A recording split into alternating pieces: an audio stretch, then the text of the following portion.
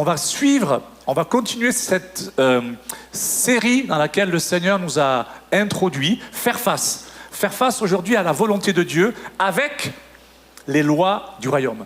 Je veux parler des lois du royaume, pas des principes, c'est à peu près la même chose, mais j'insiste sur le mot « les lois du royaume ». Dans le royaume, vous savez, il y a une différence entre les lois du royaume et les bienfaits du royaume. On vous prêche souvent sur les bienfaits.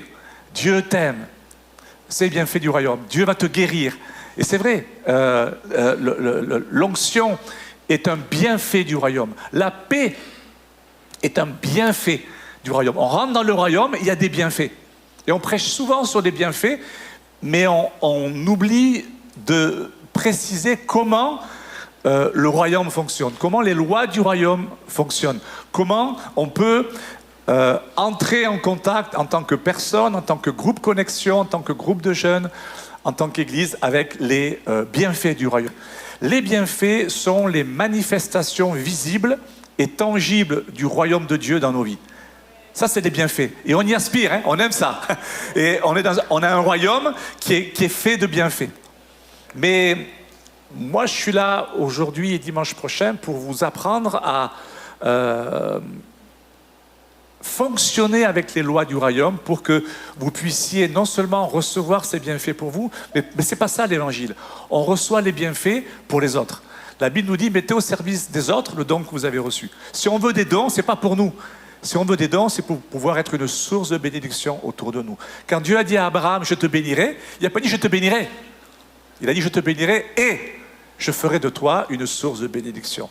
L'Église de Centre, c'est là notre théologie, c'est là notre particularité. On veut, bien sûr qu'on veut la bénédiction comme 100% des églises évangéliques dans le monde. On veut être béni, mais pas de manière égoïste, juste pour nous. On veut déborder, on veut être un puits et pas simplement un réservoir. Donc les bienfaits sont la manifestation visible et tangible du royaume de Dieu dans nos vies. Les lois du royaume, c'est différent. C'est quoi? Ce sont les principes spirituels qui régissent la manière dont Dieu agit et attend que nous vivions en tant que citoyens du royaume. Il y a des lois. Alors ces lois, elles peuvent être spirituelles. On va en voir une là, spirituelle aujourd'hui. Elles peuvent être morales. Elles peuvent être relationnelles. Comme par exemple les béatitudes, Matthieu 5. Des béatitudes sont des lois. Et la première, vous la connaissez, hein, heureux les pauvres en esprit. C'est une loi. Pourquoi? Parce que quand tu es pauvre en esprit, tu hérites le royaume. Jésus dit, voilà, vous pouvez être heureux les pauvres en esprit. Qu'est-ce que ça veut dire pauvre en esprit? C'est le mot ptokos. Jésus a dit heureux les ptokos. C'est ce qu'il a prononcé, ptokos. Qu'est-ce que ça veut dire? Heureux les humbles. Ptokos, ça veut dire humble. Heureux les humbles. Pourquoi ils sont heureux? Le royaume de Dieu leur appartient. C'est pas une mince affaire, hein? Royaume de Dieu. Waouh! Vous voyez la puissance de l'humilité? On en parlera dimanche prochain. Je veux vraiment que vous connaissiez les lois, que vous puissiez les pratiquer. Vous voyez, ça, c'est une loi. Il n'y a pas de lunettes, c'est bon. Ça, c'est une loi. C'est la loi de la gravité. C'est une loi physique. Et on peut prier, on peut intercéder, jeûner pendant 40 jours. On ne peut pas aller contre cette loi. Pourquoi? Parce qu'elle a été établie par Dieu. C'est une loi. Ce qu'ont fait les hommes, ils sont intelligents. Les hommes ont dit, on va dompter cette loi. On va apprivoiser cette loi. On va agir selon cette loi. Ils ont créé l'aviation. Vous voyez? Ils ont compris. Ah, mais ça, c'est des lois physiques. Et là, aujourd'hui et demain, aujourd'hui, on va avoir une loi, pour moi, qui est de base, qui est très importante et qui garantit le succès des autres qui vont venir après, qui vont se greffer après. Ok? On va travailler sur la loi de la passion. La passion. Être passionné. La passion dans les Écritures, quand on étudie le leadership, c'est ce que je fais, on découvre que, vous savez, on peut faire des tas de choses. On peut louer Dieu sans passion. On peut aller à l'église sans passion. On peut être... Moi, j'ai accompagné des couples en tant que pasteur. J'ai fait plus de 10 000 entretiens individuels dans ma carrière. Donc, j'ai appris comment fonctionne l'être humain. Et je dis, ah, il y a des gens qui sont en couple, mais il n'y a plus la passion. On peut lire sa Bible et il n'y a plus la passion. La passion dans les Écritures, c'est ce qui animait Jésus. Vous savez, quand les disciples le voyaient exercer son ministère, ils disaient « Oh, waouh! Il est Il est passionné, ce gars-là. Pourquoi? Parce qu'ils se sont souvenus d'un texte qui parlait de Jésus. Pas uniquement de ce qu'il faisait, mais de la manière, l'état d'esprit dans lequel il était quand il exerçait le ministère. Et ce texte, vous savez, les disciples ont dit « Ah oui, le zèle de ta maison me dévore ». Et ils ont dit « Ah mais oui, mais c'est... » Ils se sont souvenus de ce texte. Et Jésus c'est quand il met les gens dehors, vous savez, dans le temple. Il y a des voleurs, il y a du commerce. Et il renverse les temples. Ils font « Oh, quand même, ça... Oh, ça se fait pas. T'as dit, dans les béatitudes, t'as dit heureux les doux. Ben, t'es pas doux, Jésus. Et oui, pourquoi? J'ai la passion. C'est pas la violence. Dans un autre passage des Écritures, il est dit que le royaume de Dieu est forcé et que ce sont les violents qui s'en emparent. Ici, il n'est pas parlé d'une violence abusive. Il est parlé d'une violence passionnée. Je suis tellement passionné, j'ai aimé la sœur qui a conduit la louange tout à l'heure, parce qu'effectivement, moi, je fais partie de ceux qui vont dans les stades. Et il y a une passion pour l'idolâtrie, hein, mais il y a une passion, il faut voir nous, c'est 1h30, 2 fois 45 minutes, les chants. Et en fait, moi, je suis là, je veux juste voir un match. Mais vous savez, parce que vous dites, comment ça se fait que ça chante comme ça? Moi, je vais dans des stades, il y a 65 000 personnes. Je ne dirais pas quelle équipe je... supporte, parce que ça va faire polémique. Vous savez, il y a des équipes, il y a des tensions en ce moment en France, donc je ne dirais pas, mais les intimes, ils savent qui je supporte. Je vais dans ces stades, et en fait, vous croyez que vous allez vous asseoir, regarder le match, mais à chaque gradin, vous avez quelqu'un avec un micro et qui vous dit « Hé, toi, avec la chemise là, saute! Hé, regardez lui, il supporte pas, Et donc vous êtes là, tout le monde vous regarde. « Hey, alors tu supportes l'équipe ou pas ?» Donc vous êtes là. Oh, oh, oh, oh. Vous êtes obligé parce que tout le monde le fait. Oh, oh, oh, oh. Vous voyez? Et on le fait parce que y a un encouragement. Ils sont passionnés. Et c'est ce genre, dans le royaume de Dieu, c'est ça. Le royaume de Dieu, c'est oh, oh, oh, oh, hey, hey, hey, oh, oh, oh, oh. C'est ça, le royaume de Dieu. Le royaume de Dieu est forcé. Et on se dit, mais c'est bizarre, moi je suis dans le royaume de Dieu, je fais tout ce que la Bible me demande de faire, et je vis pas les bienfaits. Je vis pas les bienfaits, pourtant. Et on sait que la Bible est vraie. On n'est pas ce genre de chrétiens-là. On sait que la Bible est vraie, que les promesses sont oui et amen. Mais pour autant, on dit, peut-être qu'en son temps, le Seigneur le fera en son temps. Ou il est souverain. Vous voyez, on crée des théologies pour expliquer notre médiocrité. Et en fait, Jésus dit, le royaume de Dieu est forcé, la passion. Il faut continuer à faire ce que vous avez toujours fait. Il n'y a rien à ajouter. Mais louer avec passion, prier avec passion, vivre avec passion, aimer, comme Pasteur Jean dit, son conjoint avec passion, son travail, ses voisins on est appelé à vivre, à être un peuple passionné. Le monde est désabusé, l'Église est passionnée, est appelée à être passionnée. Tout à l'heure, j'ai dit, quand l'Église, c'est une réalité, quand l'Église d'un pays perd le feu, le pays perd la foi. Et on dit, oh là là, ils ne croient pas, tous ces païens là. Oui, mais c'est notre responsabilité. Soyons une église en feu, vous allez voir comment les gens vont être attirés par le feu. Nous sommes clairement, vous savez, dans les temps de la fin. Voilà, il faut ouvrir sa Bible et le journal. On est dans les temps de la fin. Mais ce que je veux compléter, parce que beaucoup de mes amis prophètes parlent, concernant les temps de la fin, on va parler des bruits de guerre, on va parler d'Israël, on va parler de la bête. Mais Jésus, je viens compléter ce message qui est très vrai. Concernant les temps de la fin, Jésus nous donne une caractéristique. C'est bien quand même d'écouter Jésus sur ce qu'il dit sur les temps de la fin. Matthieu 24, verset 12. Il nous dit, « Et parce que l'iniquité se sera accrue, l'amour du plus grand nombre se refroidira. » Pas disparaîtra. L'amour est toujours là. « Hey, ça va mon frère, hey, ça va ma soeur. » L'amour est là, mais froid. Un amour froid. Et Jésus ne dit pas « peut-être ça va arriver ». Il dit « non, ça va arriver. » L'amour du plus grand nombre va se refroidir. Et moi, je nous invite en tant qu'Église, le centre, en tant que même réseau, mouvement Le Centre. Parce que vous savez, quand on dit Église Le Centre, c'est pas que nous à Ottawa. Hein. Et il faut penser à Lac-Saint-Jean et à Québec aussi, où eux, ils se battent, ils sont au front. Et pour étendre le royaume de Dieu dans les régions où Dieu les a plantés. Et quand on dit Église de Centre, on pense au mouvement Église de Centre. On ne pense pas que à nous à Ottawa, même si effectivement vous êtes l'Église mère. Mais on ne veut pas être de ceux qui vont se refroidir. On sait, ça va arriver. L'amour, le plus grand nombre, hein, beaucoup vont se refroidir. L'amour ne va pas disparaître. Les gens vont... L'amour pour Dieu, l'amour pour l'Église, l'amour pour la louange, ils l'auront toujours. Mais un amour qui s'est refroidi. Et Jésus dit, celui qui persévérera jusqu'à la fin sera sauvé. Et vous savez, il y a dans nos vies des moments où l'enthousiasme, la passion semblent inépuisables. Souvent, c'est quand on est de nouveau, lorsqu'on devient un enfant de Dieu, on rentre dans la famille de Dieu, il y a un feu qui s'allume en nous. Je dis souvent, Dieu est responsable du feu. C'est lui qui allume le feu en nous, mais nous sommes responsables de l'entretien.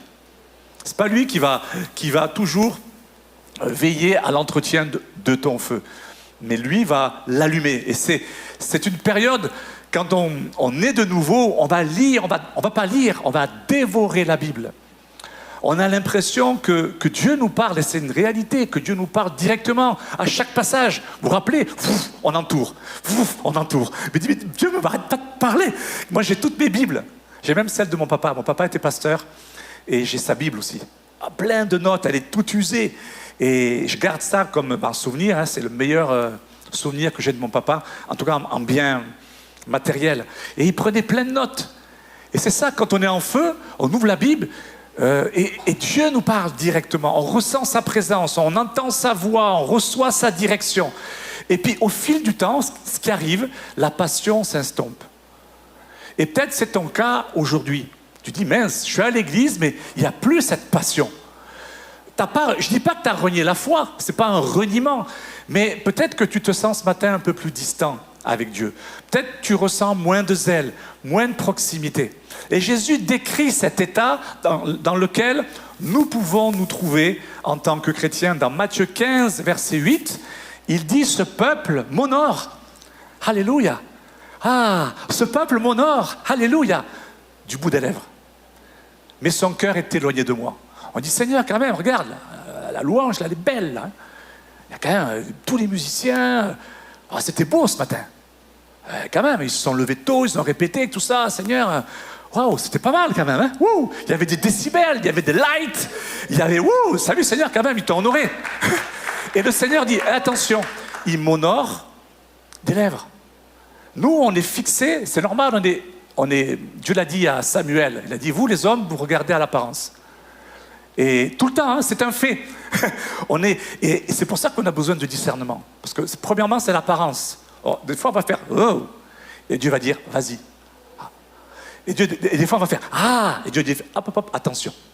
C'est normal. On a le premier réflexe, les hommes, Dieu l'a dit à Samuel, vous regardez à l'apparence. Vous regardez à ce qui frappe les yeux. Moi, je regarde à cette zone-là, cette toute petite zone du cœur humain ici, le cœur. Et Jésus dit, voilà, il y a des églises, il y a des gens qui m'honorent du bout des lèvres. Nous, on dit, mais ça va bien, il y a la louange. Mais le cœur est éloigné, la passion n'est plus là. Ils connaissent les chants par cœur, ils ferment les yeux et ils connaissent « Je louerai ton nom ». Oui, « Je louerai ton nom ». Les yeux fermés, mais lui va dire les lèvres. Ah, Seigneur, quand même, on va voir comment ça arrive et comment en sortir de ça. Parce que la bonne nouvelle que j'ai aujourd'hui, c'est que on ne perd pas la passion. La passion, ça ne se perd pas. La passion, ça s'éteint. Mais on ne peut pas perdre la passion. La passion, c'est comme une cheminée, vous savez, dans un chalet. La cheminée est là. Des fois, elle est belle, il y a des cheminées. Moi, je vais dans des chalets, on pourrait manger dessus. C'est tout propre. Mais une cheminée, c'est pas être propre. C'est appelé à mettre... Il y a de la cendre, c'est pour faire du feu. Vous voyez, c'est pas un objet de décoration, c'est pour réchauffer l'atmosphère. Le feu nous permet de transformer l'atmosphère. Donc la passion, si tu l'as laissée s'éteindre, tu peux aussi choisir de la rallumer. Tu as choisi de l'éteindre, tu peux choisir ce matin de la rallumer. Matthieu 12, verset 20, c'est Jésus qui nous dit « Je n'éteins pas le lumignon qui fume ». Qui fume, c'est-à-dire qu'il n'est même pas en feu. Hein. Ça y est, il est éteint, hein, mais ça fume encore un peu. Il dit « J'éteins pas ». C'est le cœur de Jésus. Peut-être tu es comme un lumignon, tu es quelqu'un qui a brûlé, puis là tu dis « J'ai perdu ma flamme ».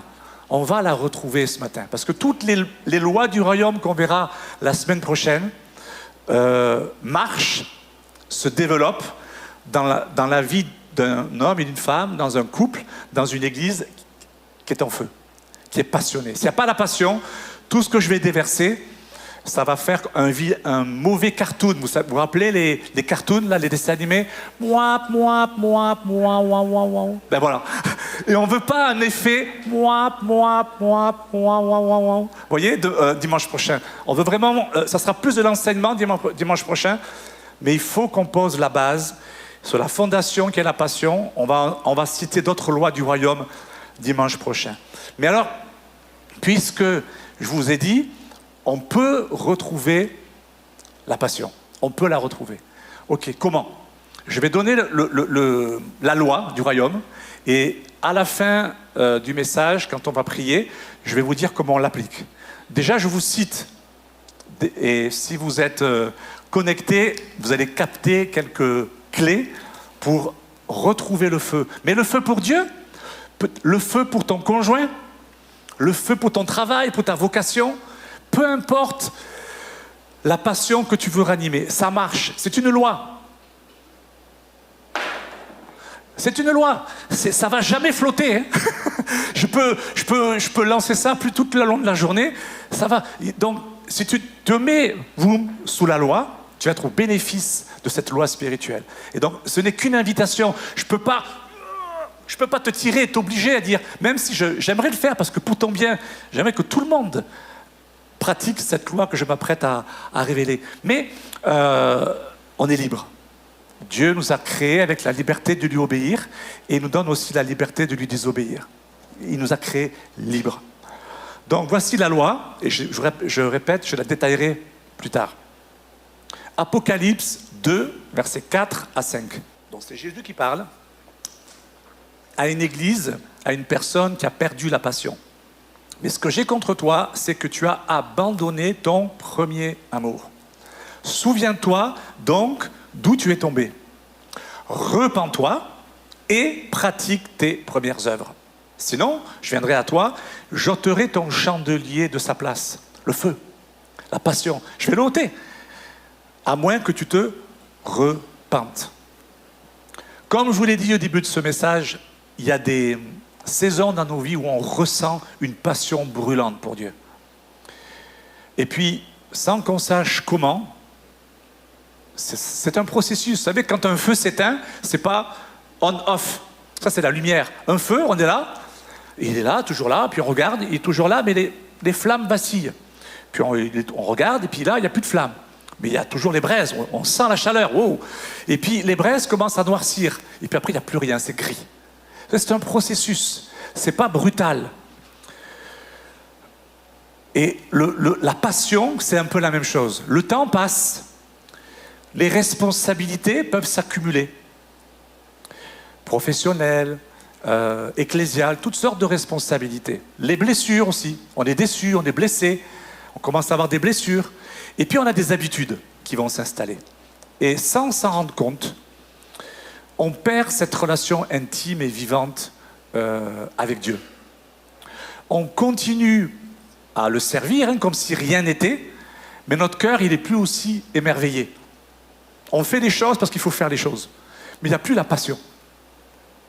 Pour Dieu, pour le conjoint, pour la famille, pour le travail, pour la vocation, c'est un processus, malheureusement. Et dans la Bible, on va apprendre de lui. On a quelqu'un qui quand même était un favori de Dieu, à qui c'est arrivé, David. David, c'est l'homme selon le cœur de Dieu. C'est quand même un statut assez élevé. Hein. Et pourtant, cet homme a perdu la passion. Mais avant de la perdre, quand on le découvre, c'est un jeune berger et il était en feu. Il vivait connecté à Dieu. il faisait confiance à Dieu chaque jour, il marchait avec Dieu chaque jour, il l'adorait chaque jour. Pour ça qu'il dit, quand l'ours ou le lion attaque mes brebis, je me défends. Quand Goliath l'attaque et qu'il combat contre Goliath, il ne dit pas à Goliath, je viens au nom de David, il dit, je viens au nom de l'Éternel. Dans le psaume 23, David va dire, quand je traverse la vallée de l'ombre de la mort, je ne crains aucun mal. Parce que je suis membre d'église de Centre? Non. Parce que j'ai été gradué Kairos? Non. Parce que tu es avec moi. La présence. David, son secret, et vous avez lu les psaumes, hein, dans les psaumes, imaginez toutes vos prières secrètes si on les écrivait. Parce que dans les psaumes, parfois il dit des choses pas très belles, hein, mais il est vraiment intime avec Dieu, l'intimité. Et quand il avait envie de tuer quelqu'un, il le disait. Quand il était jaloux, quand il se sentait abandonné, quand il avait des idées pas très propres, il le disait à Dieu. Les psaumes. Quelqu'un qui était dans une authenticité et dans l'intimité avec Dieu. Et cet homme était en feu. Mais des années plus tard, David, il s'est éloigné du feu. C'est un moment dans l'histoire d'Israël où ces soldats continuent à aller sur le front, ces soldats continuent à être impliqués dans l'œuvre de Dieu, dans le développement du royaume de Dieu, mais lui, il laisse les autres le faire. Il s'implique un peu moins. Il est plus à la recherche de son confort qu'à la recherche de son appel. Il s'est détourné de son appel. C'est plus mon appel, mon appel, mon appel. C'est mon confort, mon confort, mon confort. Et là, un jour, il marche sur un toit. Et vous connaissez l'histoire, hein? Il voit sur ce toit ce qu'il n'aurait jamais dû voir.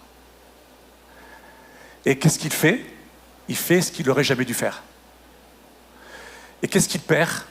Il perd ce qu'il n'aurait jamais dû perdre. Et on se dit, mais David, l'homme selon le cœur de Dieu, si l'homme selon le cœur de Dieu, ça lui est arrivé de perdre la passion, imagine-toi. Toi, soyons humbles, ça est arrivé à lui, au roi David, ça peut m'arriver à moi, de perdre la passion. Et ça n'empêche pas que David, il était encore croyant, hein, il n'a pas renié Dieu, mais il était plus connecté à Dieu. Il n'a pas renié Dieu, mais c'est la connexion quotidienne qu'il avait quand il était berger, là il ne l'avait plus. Il n'avait plus cette connexion de la même manière. Il a remplacé la ferveur par le confort. Et je rappelle, hein, ce n'est pas une chute brutale. Vous voyez, c'est par négligence. David a arrêté de vivre en présence de Dieu au quotidien. Et vous savez, il est très facile, les amis, de glisser vers la routine. Très, très facile de glisser vers la routine. Alors, quelle leçon pour nous? À travers l'histoire de David, moi, je vais vous poser une question ce matin. C'est une loi, la passion. Si tout ce que tu fais, même donner, la Bible nous dit donner avec joie. Déjà, on dit, attends, j'ai quand même donné. Et la Bible, elle dit avec joie. Parce que c'est un principe spirituel. C'est pas le montant, mais il y a le montant, mais il y a l'état d'esprit dans lequel tu es. Si tu donnes parce que tu dis, oh mince, comment vous appelez les gens, le truc qui passe là? La corbeille? La basket? C'est vrai? La basket? Le panier. Vous êtes là, dit, oh mince, le panier arrive. Et là, il y a des sueurs qui arrivent. Oh mince. Allez, parce que les gens regardent, je vais donner. Alors c'est bien parce que vous donnez un billet d'argent, une somme qui va bénir l'œuvre de Dieu. Mais vous n'allez pas être béni. Parce que c'est avec joie qu'il faut le faire. C'est pas à cause du regard des autres. Et des fois, on donne et il n'y a pas la joie. Il faut qu'on retrouve la joie. On va voir tout à l'heure comment retrouver la passion. Tout faire par passion. Prier avec passion. Vos prières seront beaucoup plus puissantes si vous priez avec passion. Donc, ma question ce matin, c'est soyez honnête. Est-ce que aujourd'hui, tu es en train de courir vers ton appel ou est-ce que tu es en train de marcher vers ton confort? En tant que chrétien, en tant qu'homme et femme, qu'est-ce qui te préoccupe? Qu'est-ce qui tourne dans ton logiciel? Ton confort? Ton appel? Moi, je vais être honnête avec vous. Hein. Ça fait plus de 30 ans que je sers le Seigneur. J'ai commencé à 18 ans. Il y a eu des périodes de ma vie où c'était le confort. Ce n'est pas mon appel. Et j'ai pleuré comme Pierre, amèrement. Moi, j'aime Pierre parce que, à la différence de Judas, Pierre, il a vraiment renié 3 fois en plus. Hein, mais il se repent. C'est une clé à la repentance. Ça rallume le moteur. Donc, c'est pas... Moi, je dis souvent aux gens, c'est normal d'être blessé. C'est normal parfois de perdre la passion parce qu'on est tellement débordé, attaqué par toutes sortes de problèmes. C'est normal parfois de perdre la passion. C'est normal d'être blessé. C'est pas normal de le rester. Quand je prends conscience, Pierre, il s'est repenti. Je pense que Judas, s'il s'était repenti, son avenir aurait été tout différent. Il fallait juste qu'il se repente.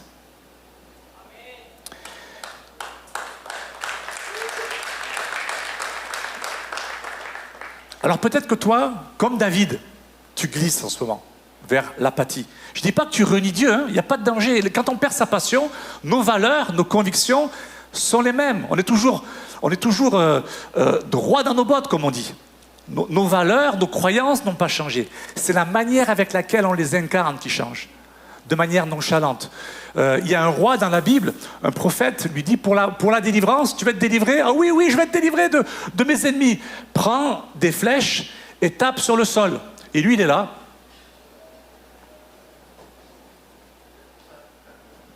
That's it. C'est bon?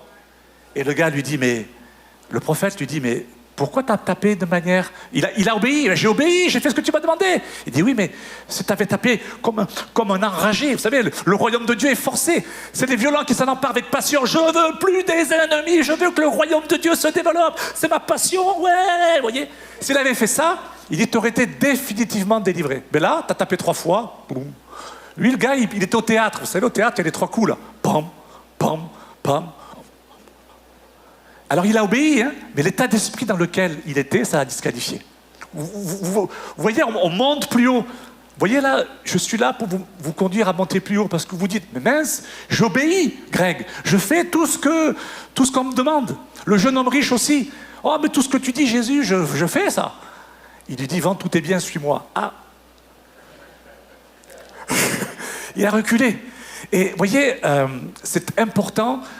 Ce que tu fais, c'est important. L'état d'esprit dans lequel tu fais, c'est encore plus important. La passion, la passion, la passion, la passion. C'est pour ça que notre cœur bat tout. Il aurait pu battre toutes les 10 minutes. Hein. Dieu est tout puissant. Il a dit voilà, ou une fois de temps en temps, à notre anniversaire, boum. Ah. Mais il a dit non, tout le temps. Papam. C'est un aller-retour. Papam, papam. La passion, la passion, la passion. Donc, il y a une bonne nouvelle ce matin. Si tu as laissé ton feu s'éteindre, on peut le rallumer. Je répète que tu n'as pas perdu. La passion, ça ne se perd pas. Tu as délaissé ta passion. Et ce que tu as laissé, ce que tu as délaissé, ce matin, je propose qu'on le retrouve. Qu'on retrouve cette passion, cette ferveur. Vous connaissez ce texte de la Bible qui dit « Puisses-tu être froid ou bouillant, mais pas tiède. » Et il faut qu'on retrouve cette température. L'atmosphère change. La mienne, l'atmosphère dans l'église, l'atmosphère au travail, l'atmosphère dans mon voisinage, l'atmosphère dans mon couple, dans ma famille. Il faut retrouver le feu. Et David, il a retrouvé le feu. Quand il est dans cette situation, lui, il continue comme si rien n'était. Mais il y a un prophète, Dieu merci pour les prophètes, un prophète qui révèle le péché, c'est le prophète Nathan, qui révèle le péché de David. Et David, il avait le choix, soit de s'endurcir. Ah non, et puis je fais ce que je veux, je suis le roi, je suis en amour maintenant. Je suis en amour avec Bathsheba. C'est moi le chum, c'est ça on dit chum ici, hein? C'est moi le chum de Bathsheba. Il aurait pu s'endurcir. Et là, la parole prophétique, je dis, c'est normal de perdre, c'est pas gênant de perdre la passion. Ce qui est gênant, c'est que maintenant que tu checkes ton cœur, tu sens peut-être que tu as glissé aussi. Ce qui serait gênant, c'est que tu partes sans réactiver la passion. Ça serait gênant. Et lui, il nous a écrit le psaume 51. Suite à cette révélation, il dit, oui, mince, Mais j'étais en feu. J'étais tout le temps connecté à Dieu. Je louais Dieu tous les jours. J'avais une connexion quotidienne à Dieu. J'ai perdu cette connexion. Vous savez, nous, je ne vous demande pas si vous êtes connecté à l'Église. Vous êtes connecté à l'Église. Vous êtes là. Ceux qui sont en ligne, on vous remercie de nous suivre en ligne parce que vous êtes connectés à l'Église. Je vous demande, est-ce que vous êtes connectés à Dieu? Il y a des gens qui vont à l'Église et ils ne sont pas connectés à Dieu. Moi, jusqu'à l'âge de 18 ans, comme pasteur Matt, mon papa était pasteur. Jusqu'à l'âge de 18 ans, j'ai entendu des messages. On avait des réunions mardi soir, jeudi soir, samedi soir, dimanche matin, dimanche après-midi. Le réveil des années 60, 70, que Dieu bénisse, hein. Mais alors, qu'est-ce que j'en ai bouffé des réunions? J'étais là, comme toi, tu vois, que des réunions. Et ça m'a, pouf, ça passait là. J'ai entendu tous les messages, j'ai vu beaucoup de prédicateurs, j'ai vu des miracles aussi. Mais ça m'a pas atteint. Ce qui m'a atteint, c'est à l'âge de 18 ans, c'est la présence de Dieu s'est révélée à moi. Je me suis senti aimé comme jamais j'ai été aimé. De l'électricité montait, descendait dans mon corps, dans mes mains. J'étais électrique dans mes dents et ma langue. Il y avait de l'électricité pendant 2 heures. Et je suis sorti de ce culte avec une identité transformée. J'étais quelqu'un d'introverti, timide, rejeté, pas d'amis. Le gars un peu, très isolé, introverti. Je ressors extraverti. J'appelle, hey, toi là-bas! J'appelais, je dis, mais qu'est-ce qui me prend? Une autre personne. En fait, la nouvelle naissance a réactivé ma réelle personnalité et identité. C'est ça ce que la passion peut faire. C'est ça que la passion peut faire. On veut réactiver. Tes dons sont là. Je ne peux pas t'en donner plus, c'est Dieu qui donne. C'est le Saint-Esprit qui distribue les dons. Les dons sont là. Mais c'est la manière avec laquelle tu vas les exercer. Et si tu n'es plus sous la passion, tu dis, mince, j'honore Dieu du bout des lèvres. Je sers Dieu. Oh, ça m'est arrivé, moi, parfois. Oh, encore. Et là, oh, Seigneur, pardon. Non, je me repens. Pas par peur de Dieu, hein, mais par repentance. Seigneur, pardon. Comment quelque chose qui me passionnait autant a pu, maintenant, c'est une routine, ça me déplaît de servir. Mais on a tout donné avec Katia pour servir Dieu. On a fait d'énormes sacrifices. On fait d'énormes sacrifices, et puis après on fait, d'où ça vient? Perte de passion. Trop de suractivité, l'activisme, des blessures et des mauvaises habitudes. Mais on peut retrouver la passion. Dans le psaume 51, ça peut être ta prière ce matin. David dit, crée en moi un cœur pur. Oh Dieu, crée en moi un cœur pur. Mon cœur n'est pas pur. Et sois humble. C'est pas à moi que tu le dis, personne n'est au courant, c'est entre lui et Dieu. Entre Dieu et toi. Crée en moi un cœur pur. Renouvelle un esprit bien disposé. Et restaure la joie de ton salut à moi. Et ce cri, cette prière, ça peut être la tienne. Crée en moi un cœur pur ce matin, Seigneur. Mince. Renouvelle un esprit bien disposé. Restaure la joie de ton salut. Alors on va prier maintenant. Et j'invite toute l'équipe de louange à me rejoindre. Et on va pratiquer une loi. C'est-à-dire que ma prière, elle n'aura d'effet que sur ceux qui pratiquent la loi. C'est comme quand Pasteur Jean fait un appel au salut et qui prie pour que les gens reçoivent le Saint-Esprit. Si les gens ne reçoivent pas Jésus dans leur cœur, il n'est pas responsable de ça. Lui fait un appel, mais c'est aux personnes à dire, ok, tu crois dans ton cœur, mais tu dois confesser de ta bouche. Il y a des choses, et là où il y a des actes que vous allez devoir poser pour que ma prière soit effective et pour que le feu du Saint-Esprit vous baptise à nouveau. Mais vous avez des actes à poser. Et je vais maintenant revenir sur Apocalypse 2, verset 5. Les exercices que vous allez devoir faire maintenant et toute cette semaine, jusqu'à dimanche prochain. Dimanche prochain, par contre, je vous ai dit, on ne sera plus dans la passion. Je considérerai que vous avez retrouvé le feu. Et donc, on va bâtir sur la base du feu. Mais pendant cette semaine, vous devez pratiquer. Vendredi, j'ai oublié de le dire ça, mais vendredi, il y avait une réunion de prière. Et puis, comme je vous l'ai dit, moi, je suis soumis pendant mon séjour ici, à Pasteur Eugénie. Et elle me dit, oh, on aimerait que tu sois là quand même. Elle ne vous dit pas, faut que tu sois là. Elle dit, vous comprenez, Pasteur Eugénie, quand je dis ok. Et on est là. Et il y avait 3 personnes, donc Tony, Pasteur Eugénie, enfin 4 personnes, Nadège, c'est ça, hein, et la dernière, Arlette, qui ont conduit un temps de prière, et c'était le feu. Moi, je suis arrivé, je n'étais pas en feu, mais pendant ce temps de prière, vous baignez dans le feu. Vous savez, quand on prend un charbon, je ne sais pas si vous l'avez fait, on prend un charbon noir, hein, on le plonge dans le feu. Qu'est-ce qu'il fait? Il devient de la braise. Et je vous invite à la prochaine rencontre. Les jeunes se rencontrent vendredi. Nous, on va essayer de venir peut-être on va être un peu rebelle. On va se déguiser, on va mettre des vêtements de jeunes, des casquettes, tout ça, de jogging. Je sais pas, vous me dites, il y a un dress code peut-être pour qu'on soit accepté. Non, mais vous voyez, merci, c'est bravo les jeunes. Le feu. Dieu l'allume, on est responsable de l'entretien. Et vous pourriez avoir autre chose, vous amuser, mais il faut veiller à ce que le groupe de jeunes soit régulièrement en feu. Et le vendredi, une fois par mois, la prochaine fois c'est en juillet, je pense. En juillet, il y aura. En juillet, il y a une rencontre de prière. Venez, moi ça m'a mis le feu. Je suis depuis vendredi au bénéfice de ce feu. J'ai senti le feu, j'ai reçu plein de paroles prophétiques, je les ai notées sur mon téléphone.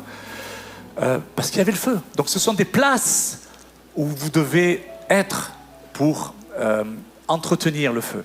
Mais Apocalypse 2, verset 5 nous donne 3 choses à faire, à pratiquer. Premièrement, souviens-toi donc d'où tu es tombé. Souviens-toi d'où tu es tombé. Deuxièmement, repens-toi. Troisièmement, pratique tes premières œuvres. C'est comme ça qu'on renoue avec le feu et qu'on retrouve notre passion. Premièrement, souviens-toi donc d'où tu es tombé. Et je vous invite, si vous voulez, vous pouvez commencer à prier, vous commencez à fermer vos yeux. Et dans quelques instants, comme on l'a fait la dernière fois, vous allez pouvoir commencer à adorer avec moi. Mais souvenez-vous de ce qui vous mettez le feu il y a quelques années. Il y a des choses, Dieu vous mettait en feu. J'ai connu une amie, une femme de Dieu. Elle s'est convertie, j'étais là quand elle s'est convertie. Elle s'est convertie à l'église pendant la louange. C'est pendant la louange que le salut est venu dans sa vie. Et donc, tout naturellement, aujourd'hui, ce qui lui met le feu, c'est la louange. Elle est très, très en demande. Toutes nos réunions, même des fois, on fait des réunions administratives sur la comptabilité. Et il faut qu'on commence par la louange. Une autre chose qui la passionne à cette femme de Dieu, c'est les œuvres de compassion. Ça l'enflamme. Elle a dit un jour, mon fardeau, Greg, c'est des frigos vides. Et donc, on a commencé avec juste un carton de nourriture. Aujourd'hui, c'est l'une des plus grosses œuvres du sud de la France qui distribue de la nourriture aux pauvres de la ville de Montpellier. Mais parce que ça lui mettait de la passion.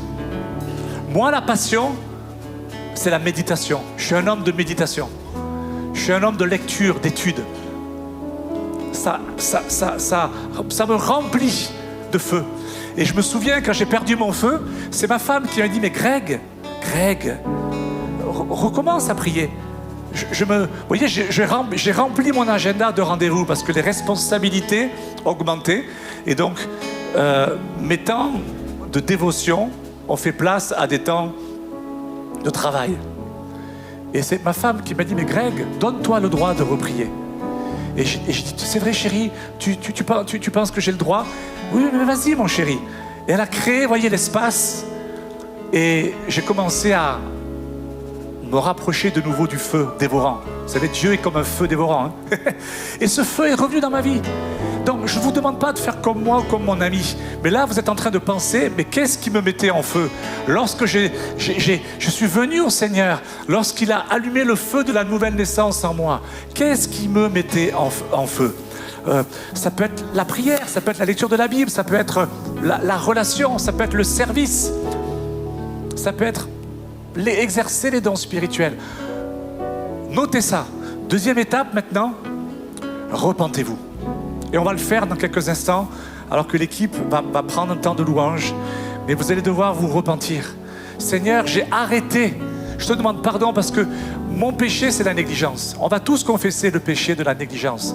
On sait ce qui nous met en feu, mais on a, comme David, on a soupçonné qu'on serait toujours en feu, nous. On a eu un excès de confiance en nous. On a eu de l'orgueil et on veut se repentir, on veut se détacher de ces anciennes attitudes qui nous ont conduits à perdre le feu. Seigneur, ce matin, nous te demandons pardon pour la négligence. On sait ce qui nous met en feu et on ne l'a pas pratiqué. Et c'est la troisième et dernière étape qu'on va suivre ce matin. Pratique tes premières œuvres. Il ne faut pas qu'on sorte de cette salle sans avoir pris l'engagement solennel devant Dieu. Je ne vais pas faire d'appel, si ce n'est dans la louange. On va se lever dans quelques instants et vous pouvez vous lever maintenant. On va adorer, on va s'approcher de celui qui est comme un feu dévorant. Jean-Baptiste a dit, lui, il y a quelqu'un qui va venir beaucoup plus grand que moi. Je ne suis même pas digne de délier ses chaussures. Lui, il va vous baptiser d'esprit et de feu. Dans le monde pentecôtiste auquel nous appartenons tous, ici, on met beaucoup d'emphase sur le baptême d'eau et sur le baptême du Saint-Esprit. Mais vous savez qu'il y a 2 autres baptêmes. Dans Actes des Apôtres, l'Église du Réveil pratique les 4 baptêmes. Baptême d'eau, baptême du Saint-Esprit et le baptême de repentance. J'en parlerai peut-être la prochaine fois. Le baptême de repentance, lisez dans votre Bible, c'est mentionné, c'est Paul qui en parle. Le baptême de repentance. Et 4, le baptême de feu. C'est aussi Jean-Baptiste qui en parle. Lui vous baptisera d'esprit et de feu. C'est un baptême de feu que nous demandons au Seigneur ce matin. Et Seigneur, nous nous engageons à réactiver, à pratiquer nos premières œuvres, celles qui nous mettaient en feu. Nous voulons les pratiquer à nouveau alors que nous nous approchons de toi dans la louange et dans l'adoration. Nous célébrons ta dignité. Nous célébrons ta présence. Oh, nous lâchons tout, Seigneur. Nous nous alignons sur toi ce matin. Nous ne pouvons pas lutter contre toi. Et nous acceptons même avec une certaine tristesse que cette réalité, tu as dit, oui, dans les derniers temps, la foi du plus grand nombre va se refroidir. Mais Seigneur, nous sommes debout en tant qu'hommes, femmes, membres de l'Église Le Centre, et nous prenons l'engagement solennel devant toi, Seigneur, toi qui es un feu dévorant. Seigneur, nous ne ferons pas partie de ceux qui vont, dont la foi va se refroidir. Seigneur, sur la base de la repentance de chacun et chacune, Seigneur, je m'associe à eux, et ensemble, en tant que peuple de Dieu francophone et canadien, nous te demandons pardon pour la négligence qui a été la nôtre, pardon pour l'orgueil qui a été le nôtre, pardon d'avoir fonctionné un petit peu de manière automatique, en conduite automatique, pardon de nous être appuyés un peu trop sur notre expérience, pardon de nous avoir appuyés sur les recettes, des méthodes, plus que sur ta présence. Seigneur, nous te demandons pardon pour cela. Sur la base maintenant, Seigneur, de la repentance et de l'alignement de ton Église, Seigneur, nous nous accordons sur le son du ciel. Nous avons été comme une guitare désaccordée. Et donc, tout ce qu'on faisait, ça sonnait faux. Ça sonnait faux. Seigneur, on reconnaît, oui. Seigneur, on s'accorde sur le son du ciel.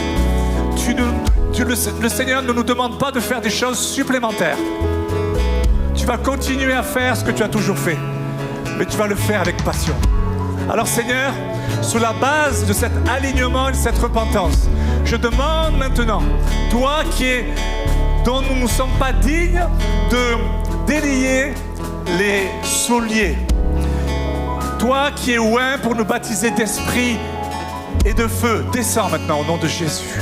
Descends, feu du Saint-Esprit, embrase, renouvelle ton peuple, renouvelle la passion pour l'adoration, renouvelle la passion pour l'Église, renouvelle la passion pour la compassion, renouvelle la passion pour l'évangélisation, renouvelle la passion dans les couples, renouvelle la passion dans les familles, renouvelle la passion au niveau de la parentalité, renouvelle la passion pour les perdus, renouvelle la passion pour les pécheurs, au nom de Jésus-Christ. Que ta passion et ta compassion descendent maintenant au nom de Jésus. Seigneur, nous ne négligerons plus le feu que tu as allumé à nous. Nous ne négligerons plus les pratiques anciennes qui étaient des pratiques qui nous mettaient en feu. Seigneur, nous repentons de cela. Et que ton feu maintenant remplisse ton Église. Remplis ton Église de ce feu maintenant. Que le feu soit rétabli dans ta vie. Que le feu soit rétabli dans ta famille. Que le feu soit rétabli au niveau de ta vocation. Je prie pour que tu exerces ta vocation professionnelle et spirituelle avec feu, avec audace, avec puissance, au nom de Jésus-Christ. Au nom de Jésus-Christ. Reçois cela, peuple de Dieu. Amen. Amen. Amen. Soyez bénis. Soyez bénis.